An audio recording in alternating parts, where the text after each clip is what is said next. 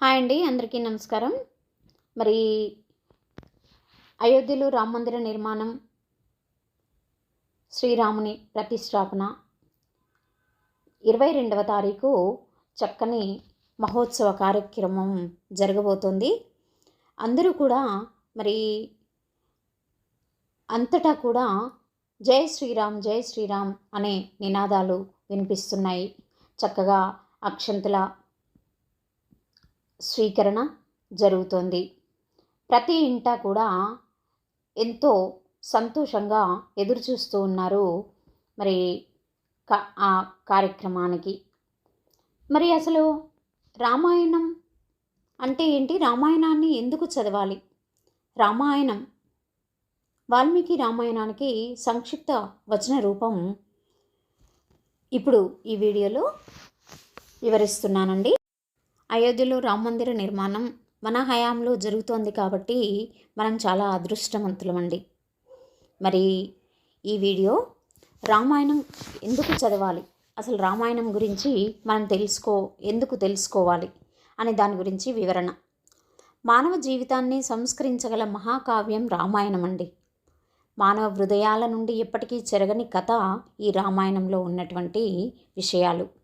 అమ్మా నాన్నల అనురాగం, పుత్రుల అభిమానం, అన్నదమ్ముల అనుబంధం, భార్యాభర్తల సంబంధం, గురు భక్తి, శిష్యానురక్తి, స్నేహ ఫలం, ధర్మ బలం, వినయంతో ఒదగడం, వివేకంతో ఎదగడం, జీవకారుణ్య భావన, ప్రకృతి లాలన, ఇలా జీవిత పార్శ్వాలు ఎన్నింటినో పట్టి చూపిస్తోంది ఈ రామాయణం. రామాయణాన్ని చదవడం అంటే జీవితాన్ని చదవడమే. రామాయణం పారాయణ గ్రంథం కాదండి, ఆచరణ ప్రధాన గ్రంథం. రామాయణం చదివి మన జీవితానికి అన్వయం చేసుకోవడానికి చక్కగా ఉంటుంది. కాబట్టి రామాయణం చదివి అందులోని మనకి ఎలాంటి ప్రాబ్లమ్స్ వచ్చినా కూడా రామాయణం మనకు ఒక జవాబుదారీగా ఉపయోగపడుతుందండి. అన్ని చక్కని విషయాలు రామాయణంలో ఉంటాయి. మరి రామాయణం చదివి ఉత్తమ ధర్మాలను మనం ఆచరిస్తే మనీషిగా ఎలా ఎదగగలుగుతాడో నేర్పుతుంది. చిన్న చిన్న పాత్రల ద్వారా సమున్నత సందేశాన్ని అందిస్తోంది ఈ రామాయణం.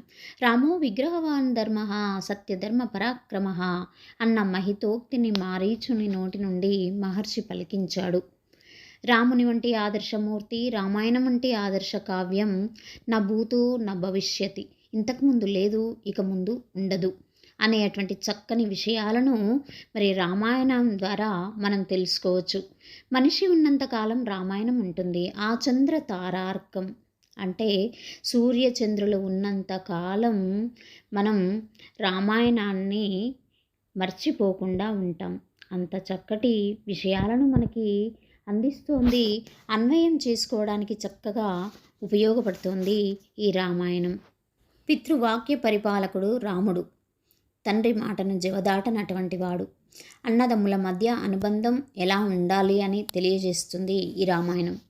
మరి భార్యాభర్తల సంబంధం కూడా ఎలాంటిది, గురువుల పట్ల ఎలాంటి భక్తిభావంతో ఉండాలి, శిష్యులను ఎలా ప్రేమించాలి, స్నేహ ధర్మం ఎలాంటిది, ఎలా ఆచరించాలి, మరి జీవకారుణ్య భావన అంటే ప్రతి ఒక్క జీవుల మీద దయ కలిగి ఉండాలి, ప్రకృతిని ప్రేమించాలి. ఇలాంటి విషయాలన్నీ కూడా ఎంతో చక్కగా బోధపడతాయి రామాయణం చదివితే. ప్రతి ఒక్కరు కూడా మరి రామాయణాన్ని చదివి అందులోని విషయాలను గ్రహించి మీ జీవితానికి అన్వయం చేసుకుంటారని ఆశిస్తూ please like, share, subscribe. Thank you. జై శ్రీరామ్ జై శ్రీరామ్ జై శ్రీరామ్.